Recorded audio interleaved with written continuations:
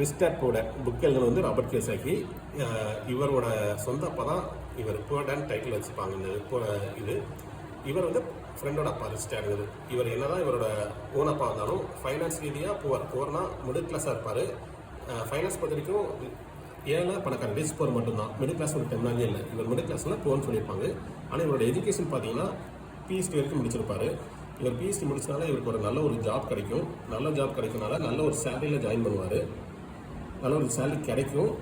ஆனால் ஒரு 30-40 அப்புறம் பசங்களாம் பெரியவளாகும் போது பார்க்கும் போது இவர் வந்து சாதாரண ஒரு மிடில் கிளாஸ், அதாவது புவர் இப்படி தான் இருப்பார். இது வந்து ஃப்ரெண்டோட அப்பா ரிஸ்டார்டுங்கிறது. இவரோட எஜுகேஷன் பார்த்தீங்கன்னா 8th ஸ்டாண்டர்ட் ஃபெயில். இவர் இந்த ஃபெயில் ஆகிறனால இவருக்கு வந்து ஒரு சின்ன ஒரு ஜாப் தான் கிடைக்கும். சின்ன ஜாப் கிடைச்சிருச்சா அதுக்கேற்றப்ப சின்ன சேலரியில் தான் ஆரம்பிப்பார். ஆனால் ஒரு 30-40 பார்த்தா இவர் வந்து தான் அந்த ஊர்லேயே பெரிய பணக்காரனா இருப்பார். இவருக்கு வந்து டவுட் வரும். புக் எழுதுற ராபர்ட் கியோசாகி. இவருக்கு என்னன்னா இவங்க அப்பா டிப்பிக்கல் மிடில் கிளாஸ் அப்பமா சொல்லி இருந்திருப்பாரு. நல்லா படிக்கணும், நல்லா படித்தா நல்லா வேலை கிடைக்கும், நல்ல வேலை கிடைச்சா சம்பாதிச்சா செட்டில் ஆகணும்னு சொல்லுவார்.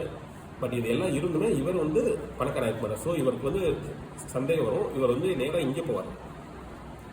ரிஸ்டார்ட் இவர்கிட்ட போய் என்ன கேட்பானா, எங்கள் அப்பா இப்படி தான் சொல்லிக்கிறார், நல்லா படிக்கணும், நல்லா படித்தா நல்ல வேலை கிடைக்கணும், நல்ல வேலை கிடைச்சா சம்பாதிக்கலாம், சம்பாதிச்சா செட்டில்னு சொன்னார். பட் இது எல்லாமே இருக்குது, இருந்துமே எங்கள் அப்பா ஏன் பணக்காரன் இல்லை? இதான் அவர் கேட்ட முதல் கேள்வி. ரெண்டாவது கேள்வி, இது எதுவுமே உங்ககிட்ட இல்லை, நீங்கள் எப்படி இவ்வளோ பெரிய பணக்காரங்க? மூணாவது, நான் பணக்காரன்னா என்ன பண்ணிதான் அவர் கேட்பான். அதுக்கு ரிஸ்டார்ட் என்ன சொல்லுவார்னா, நீ என்னை வந்து வேலை செய்யி, சம்பளம் தர மாட்டேன், ஆனால் எப்படி பணக்காரன் மட்டும் சொல்லி தந்தே சொல்லுவார். அது இவன் போய் வேலைக்கு போவான். 6 மாதம் ஆகும். இவன் சம்பளம் தர மாட்டார், அதே மாதிரி எதுவும் சொல்லியும் தர மாட்டார். ஸோ இவன் கோமா போய் இவர்கிட்ட போய் கேட்பான், நான் இனிமேல் உங்களுக்கு வேலைக்கு வர மாட்டேன், ஏன்னா நீங்கள் எனக்கு எதுவுமே சொல்லி தெரிஞ்சு சொல்லுவார். அப்போ தான் அவர் சொல்லுவார், இல்லை நான் அவனுக்கு சொல்லி கொடுத்துட்டே இருக்கேன் அப்படின்னு தான் சொல்லுவார். என்ன சொல்லிக்கிறதுன்னு கேட்பார். அப்போ தான் சொல்லுவார், நீ பணக்காரனா நீ என்றைக்குமே பணத்துக்காக வேலை பண்ணக்கூடாது, பணம் தான் உனக்காக வேலை பண்ணும், பணத்தை எப்படி உனக்காக வேலை பண்ணி வைக்கணும்னு கற்றுக்கோ, அப்போ தான் நீ பணக்கானவ அப்படின்னு சொல்லி சொல்லுவார். இதுக்கப்புறம் இவர் பேச எல்லாமே இவனுக்கு புதுசாக இருக்கும்.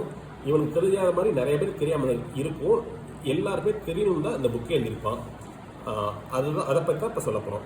இந்த புக்கு ரிஸ்டார்ட் தான், அதாவது ஒருத்தர் பணக்காரனாக இருப்பான், அவன் தான் சொல்லி தருவான் எப்படி பணக்காரங்க ஆகலாம் அப்படின்னு பற்றி சொல்லி தருவான். படித்து ஒரு ஆள் டாக்டர் ஆனால் இன்னொருத்தவங்க எப்படி டாக்டர் ஆகணும்னு கைட் பண்ணலாம். அதே மாதிரி பணக்காரன் மட்டும்தான் இன்னொருத்தனை எப்படி